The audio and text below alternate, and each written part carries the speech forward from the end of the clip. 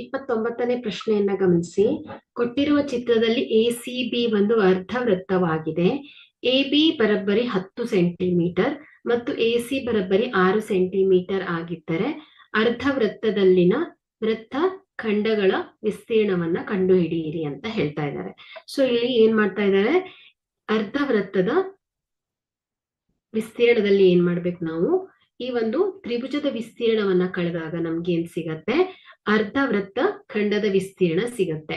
So ಇಲ್ಲಿ A B ಏನ್ ಕೊಟ್ಟಿದ್ದಾರೆ, ಎ ಬಿ ಅಂದ್ರೆ ಏನಾಯ್ತು, ಅರ್ಧವೃತ್ತದ ವ್ಯಾಸ ಎ ಬಿ ಎಷ್ಟು ಕೊಟ್ಟಿದ್ದಾರೆ ಅವರು, 10 ಸೆಂಟಿಮೀಟರ್. ಎಸಿಯ ಬಾಹು, ಈ ಒಂದು ತ್ರಿಭುಜ ಎ ಸಿ ಬಿ ಅಲ್ಲಿ ಎಸಿ ಒಂದು ಬಾಹುವಿನ ಅಳತೆಯನ್ನ ಕೊಟ್ಟಿದ್ದಾರೆ, ಎಷ್ಟು, 6 ಸೆಂಟಿಮೀಟರ್. ಸೊ ನಾವೀಗ ಏನ್ ಮಾಡ್ಬೇಕು, ಅರ್ಧವೃತ್ತದ ವಿಸ್ತೀರ್ಣವನ್ನ ಕಂಡುಹಿಡಿಬೇಕು.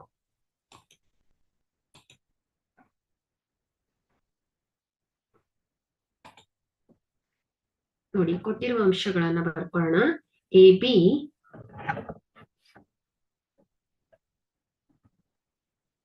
ಬಿ ಬರೋಬ್ಬರಿ ಎಷ್ಟು ಕೊಟ್ಟಿದ್ದಾರೆ, 10 ಸೆಂಟಿಮೀಟರ್. ಅದೇ ರೀತಿ ಎ ಸಿ ಎಷ್ಟಿದೆ, 6 ಸೆಂಟಿಮೀಟರ್. ಸೊ ನಾವಿಲ್ಲಿ ಏನ್ ಮಾಡೋಣ, ಅರ್ಧ ವೃತ್ತದ ಒಂದು ವಿಸ್ತೀರ್ಣವನ್ನ ಕಂಡುಹಿಡಿಯೋಣ. ಯಾವುದು, ಎ ಸಿ ಬಿ ಅರ್ಧವೃತ್ತದ ವಿಸ್ತೀರ್ಣ ಏನಾಗುತ್ತೆ, ಅರ್ಧ ವೃತ್ತದ ವಿಸ್ತೀರ್ಣ. ಸೊ ಇಲ್ಲಿ ಏನ್ ಹೇಳುತ್ತೆ, ಒಂದು ವೃತ್ತದ ವಿಸ್ತೀರ್ಣದ ಸೂತ್ರ ಏನ್ ಹೇಳುತ್ತೆ, ಪೈ ಆರ್ ಸ್ಕ್ವೇರ್ ಅಲ್ವಾ. ಸೊ ಹಾಗಾದ್ರೆ ಅರ್ಧ ವೃತ್ತದ ವಿಸ್ತೀರ್ಣ ಏನಾಗುತ್ತೆ, 1/2 ಪೈ ಆರ್ ಸ್ಕ್ವೇರ್ ಆಗತ್ತೆ. ಸೊ ಇಲ್ಲಿ ನೋಡಿ, ಪೈ ಆರ್ ಸ್ಕ್ವೇರ್. ಸೊ ಇಲ್ಲಿ ಅರ್ಧ ವೃತ್ತದಲ್ಲಿ ವ್ಯಾಸ ಏನ್ ಹೇಳ್ತಾ ಇದ್ದಾರೆ, 10 ಸೆಂಟಿಮೀಟರ್ ಆದರೆ ಅದರ ತ್ರಿಜ್ಯ ಏನಾಗುತ್ತೆ, d/2 ಅಲ್ವಾ. ಸೊ ಏನಾಗುತ್ತೆ, 10/2 ಅಂದ್ರೆ ಏನಾಯ್ತು, 2 ಬಂದ್ಲೆ 2 5. ಹಾಗಾದ್ರೆ ಆರ್ ಎಷ್ಟಾಗ್ತಾ ಇದೆ, ಈ ಒಂದು ಅರ್ಧವೃತ್ತದ ತ್ರಿಜ್ಯ ಏನಾಗ್ತಾ ಇದೆ, 5 ಸೆಂಟಿಮೀಟರ್ ಅಲ್ವಾ. ಸೊ ಈಗ ಏನಾಗುತ್ತೆ, 1/2 ಗುಣಿಸು ಪೈ ಅಂದ್ರೆ ಎಷ್ಟು, 22/7 ಗುಣಿಸು ಆರ್ ಎಷ್ಟಿದೆ, 5 ಗುಣಿಸು 5 ಆಗತ್ತೆ. ಸೊ ಇದೇನಾಯ್ತು ನೋಡಿ, 2 ಬಂದ್ಲೆ 2, 2 11 22. ಸೊ 11 ಗುಣಿಸು ಎಷ್ಟಾಯ್ತು, 5 5 25 ಆಗತ್ತೆ. ಸೊ ಇದೇನಾಯ್ತು, 25 ಗುಣಿಸು 11 ಏನಾಯ್ತು, ಈ ಅರ್ಧವೃತ್ತದ ವಿಸ್ತೀರ್ಣ ಆಯ್ತು. ಸೊ 11 ಗುಣಿಸು 25 ನೋಡಿ, 25 ಗುಣಿಸು 11 ಮಾಡಿದಾಗ ಎಷ್ಟು ಬರುತ್ತೆ, 11 5 55, 11 2 22, 22 ಪ್ಲಸ್ 25 ಎಷ್ಟಾಗುತ್ತೆ, 27. ಸೊ ಏನಾಗುತ್ತೆ, 275 ಏನಾಗುತ್ತೆ ಅರ್ಧವೃತ್ತದ ವಿಸ್ತೀರ್ಣ ಸೆಂಟಿಮೀಟರ್ ಸ್ಕ್ವೇರ್ ಬರುತ್ತೆ. ಸೊ ಈಗ ಏನ್ ಮಾಡೋಣ, ನಾವು ಅರ್ಧವೃತ್ತದ ವಿಸ್ತೀರ್ಣ ಗೊತ್ತಾಯ್ತು. ನಾವೀಗ ಏನ್ ಮಾಡೋಣ, ಇಲ್ಲಿ ತ್ರಿಭುಜದ ವಿಸ್ತೀರ್ಣವನ್ನ ನೋಡೋಣ. ಸೊ ತ್ರಿಭುಜದ ವಿಸ್ತೀರ್ಣದ ಸೂತ್ರವನ್ನ ನೋಡಿ.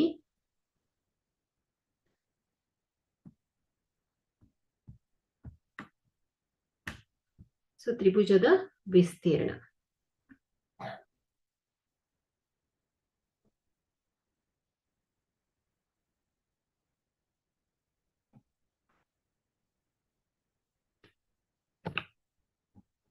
ತ್ರಿಭುಜದ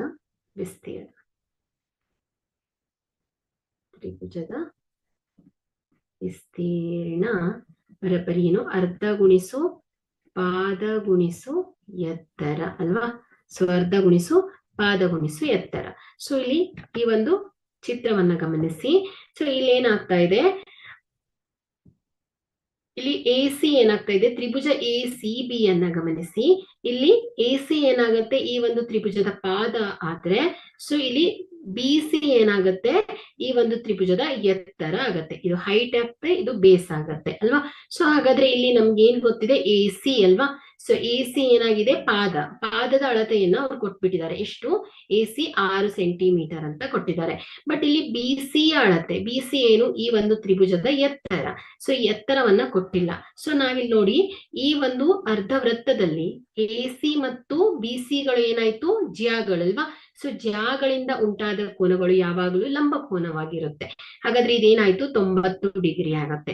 ಹಾಗಾದ್ರೆ ಇಲ್ಲಿ ಎ ಸಿ ಬಿ ಏನಾಯ್ತು, ಒಂದು ಲಂಬ ಕೋನ ತ್ರಿಭುಜ.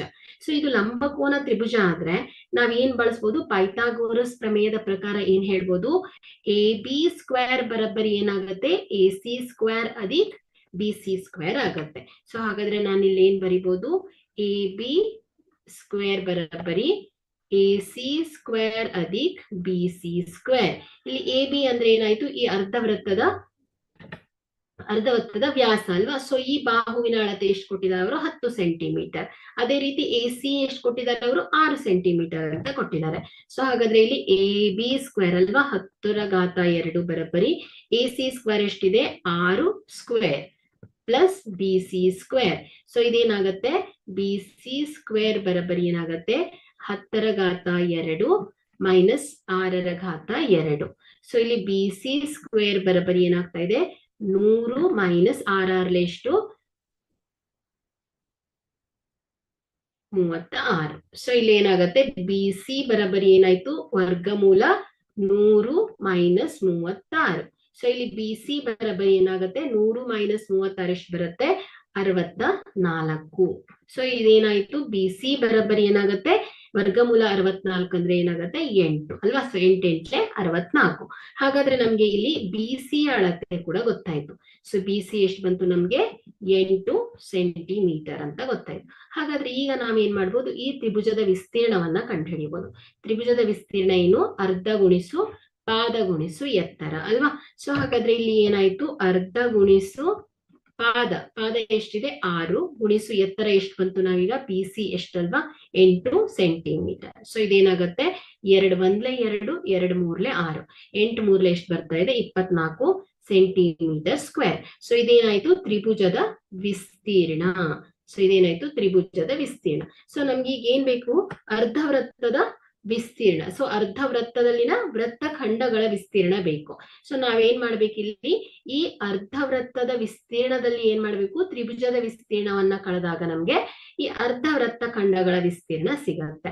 ಸೊ ನೋಡಿ, ಇಲ್ಲಿ ನಿಮ್ಗೆ ಅರ್ಧ ವೃತ್ತದ ವಿಸ್ತೀರ್ಣವನ್ನ ಮಾಡಿದಿರ, ಎಷ್ಟು ಬರ್ತಾ ಇದೆ ಇಲ್ಲಿ, 21/2 ಗುಣಿಸಿ 22/7 ಅಲ್ವಾ. ಸೊ ಇಲ್ಲಿ 5 ಗುಣಿಸು 5 6 ಏನಾಗುತ್ತೆ, ಈ ಒಂದು ಅರ್ಧ ವೃತ್ತದ ತ್ರಿಜ್ಯಗಳು.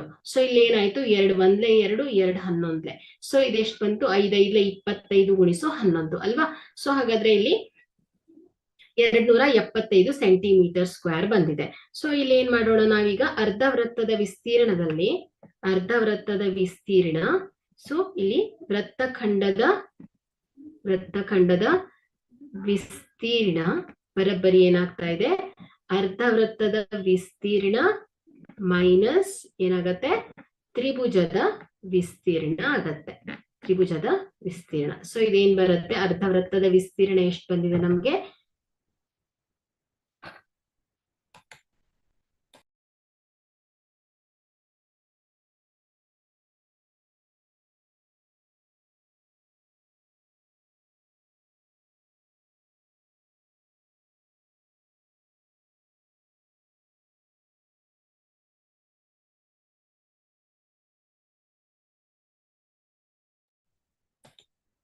ಸೊ ಇಲ್ಲಿ ಅರ್ಧ ವೃತ್ತದ ವಿಸ್ತೀರ್ಣ ಎಷ್ಟು ಬಂದಿದೆ, 11 ಗುಣಿಸು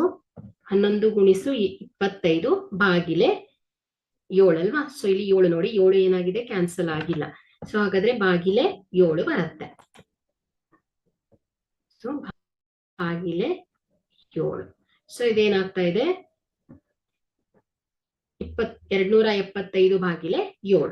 ಸೊ ಇಲ್ಲಿ ನೋಡಿ, 275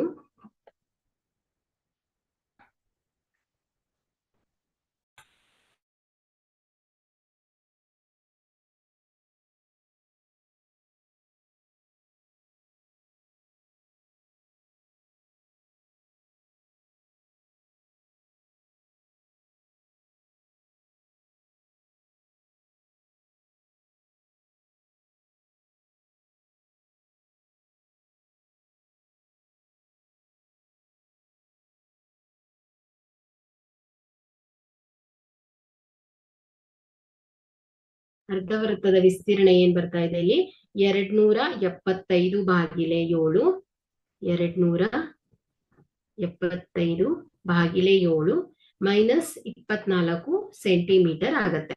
ಸೊ ಈಗ 275/7 ಭಾಗಿಸಿದಾಗ 39.28 ಬರುತ್ತೆ, ಮೈನಸ್ 24 ಸೆಂಟಿಮೀಟರ್. ಸೊ ಇದನ್ನ 39 28 ಮೈನಸ್ 24ನ್ನ ಕಳೆದಾಗ 15.28 ಸೆಂಟಿಮೀಟರ್ ಸ್ಕ್ವೇರ್ ಆಗತ್ತೆ. ಸೊ ಇದೇನಾಯ್ತು, ವೃತ್ತದ ವಿಸ್ತೀರ್ಣ, ವೃತ್ತ ಖಂಡದ ವಿಸ್ತೀರ್ಣ ಆಗತ್ತೆ. ಸೊ ನೋಡಿ ಇಲ್ಲಿ ಏನ್ ಮಾಡಿದ್ವಿ, ಫಸ್ಟ್ ಈ ಅರ್ಧ ವೃತ್ತದ ವಿಸ್ತೀರ್ಣವನ್ನ ಕಂಡು ಹಿಡಿದ್ವಿ, ಅರ್ಧ ವೃತ್ತದ ವಿಸ್ತೀರ್ಣ. ಸೊ ಅದೇ ರೀತಿ ಏನ್ ಮಾಡಿದ್ವಿ, ತ್ರಿಭುಜದ ವಿಸ್ತೀರ್ಣವನ್ನ ಕಂಡು ಹಿಡ್ಕೊಂಡ್ವಿ. ಸೊ ನಾವೇನ್ ಮಾಡಿದ್ವಿ, ಇಲ್ಲಿ ಅರ್ಧ ವೃತ್ತದ ವಿಸ್ತೀರ್ಣದಲ್ಲಿ ತ್ರಿಭುಜದ ವಿಸ್ತೀರ್ಣವನ್ನ ಕಳೆದಾಗ ನಮ್ಗೆ ಏನ್ ಸಿಕ್ತು, ಈ ವೃತ್ತ ಖಂಡ ಉಳಿದಿರುವ ಭಾಗಗಳು ಅಲ್ವಾ. ಸೊ ಈ ಅರ್ಧ ವೃತ್ತ ಖಂಡದ ವಿಸ್ತೀರ್ಣ ಸಿಕ್ತು. ಸೊ ಅದೇನಾಗತ್ತೆ, 15.28 ಸೆಂಟಿಮೀಟರ್ ಸ್ಕ್ವೇರ್ ಆಗತ್ತೆ.